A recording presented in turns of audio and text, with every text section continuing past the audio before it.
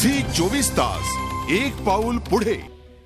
बाळासाहेबांच्या प्रकृतीविषयी सगळेच शिवसैनिक चिंतातूर झालेत आणि देवाचा धावा करतात। ठाण्याच्या कौपिनेश्वर मंदिरात बाळासाहेबांच्या प्रकृतीसाठी होम हवनाचं आयोजन केलं होतं, तर सोलापुरात बाळासाहेबांच्या तब्येतीत सुधारणा व्हावी यासाठी शिवसेनेच्या वतीनं ग्रामदैवत रूपा भवानी मंदिरात आरती करण्यात आली। बाळासाहेब बरे व्हावेत यासाठी शिवसैनिकांनी आंबेचा जागर केला, तर अहमदनगरचं ग्रामदैवत असलेल्या गणपतीची शिवसैनिकांनी महाआरती केली। संपूर्ण नगर शहरामधले शिवसैनिक या आरतीसाठी उपस्थित होते, तर अमरावती जिल्ह्यामधल्या शिवसैनिकांनी देखील आई अंबादेवी आणि एकविरा देवीच्या मंदिरात बाळासाहेबांच्या दीर्घायुष्यासाठी साकडं घातलं। या सगळ्या मंदिरांमध्ये महापूजा आणि होम हवन करण्यात आलं। बाळासाहेबांची प्रकृती सुधारावी, त्यांना आराम पडावा अशीच प्रार्थना शिवसैनिकांच्या वतीनं करण्यात आली। हातात भगवे झेंडे आणि बाळासाहेबांचा फोटो घेत या शिवसैनिकांनी मंदिरात पूजा अर्चना केली। यावेळी अनेक शिवसैनिकांच्या डोळ्यात अश्रू होते।